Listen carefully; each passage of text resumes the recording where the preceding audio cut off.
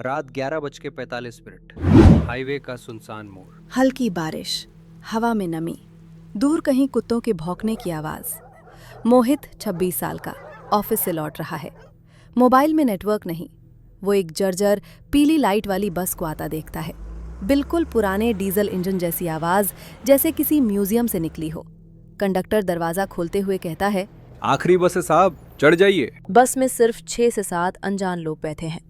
सबके चेहरे थके हुए, जैसे कहीं जाना नहीं, कहीं से आना नहीं। मोहित को अजीब सिहरन महसूस होती है, लेकिन वो सीट पकड़ लेता है। बस में अजीब सी पुरानी अटारू महक, खिड़कियों पर धुंध, ड्राइवर का चेहरा दिखाई नहीं देता, सिर्फ उसकी टूटी टोपी। मोहित पास की महिला यात्री से पूछता है, बस कहाँ तक जाएगी? वो बिना पलक झपकाए कहती है, जहां आपका रास्ता खत्म होता है। मोहित घबरा जाता है। अचानक बस की लाइट झिलमिलाती है। सीट के नीचे से किसी के रेंगने की आवाज आती है। मोहित घबरा कर पूछता है, भाई ये हाईवे का रूट तो दूसरी तरफ है। कंडक्टर मुस्कुराता है।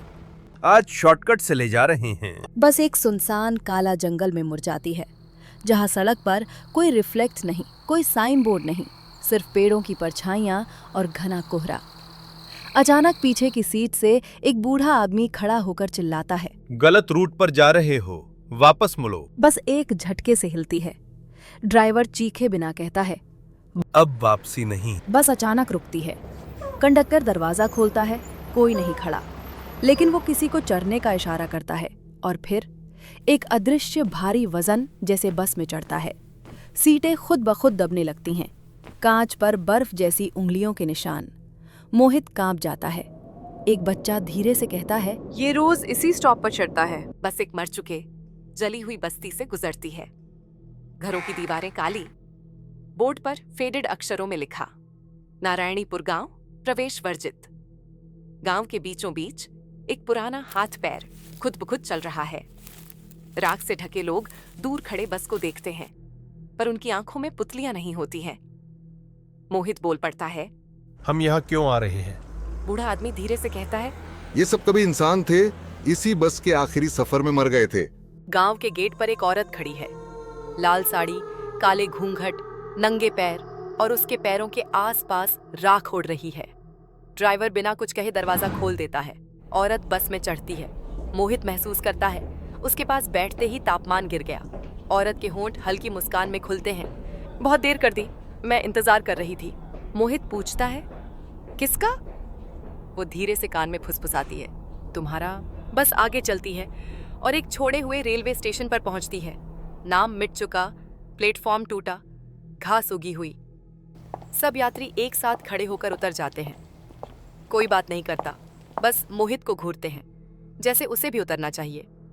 कंडक्टर कहता है, आ जाइए, आपकी मंजिल यहीं है। मोहित डर के मारे पूछता है, मैंने तो सिर्फ घर जाने की बस ली थी। कंडक्टर धीरे से हंसता है। ये बस जीवितों को नहीं, अधूरी आत्माओं को छोड़ने आती है। मोहित दौड़कर दर्पण में खुद को देखता है। उसके कपड़ों पर सूखे खून के धब्बे हैं, जैसे वो किसी एक्सीडेंट से गुजरा हो। फ्लैशबैक दिखता है। वो ऑफिस से लौटते वक्त बाइक से गिरा था। ट्रक ने उसे घसीट दिया था। उस रात यहीं उसकी मौत हुई थी। वो चीखता है, नहीं, मैं जिंदा हूँ। औरत उसके पास आती है और हाथ बढ़ाती है, तुम्हारा सफर खत्म हो गया मोहित, चलो। मोहित कांपते हुए बस को पीछे मुड़कर देखता है। सारी सीटें खाली हैं, ड्राइवर और कंडक्टर गायब। बस धीरे धीरे धुंध में घुलने लगती है, जैसे कभी थी ही नहीं। मोहित खड़ा रहता है। स्टेशन की टूटी घड़ी में समय 11:45 रात, वही समय जब उसने बस पकड़ी थी। आसमान में एक आवाज गूंजती है, अधूरी मंजिल वालों की बस फिर लौटेगी।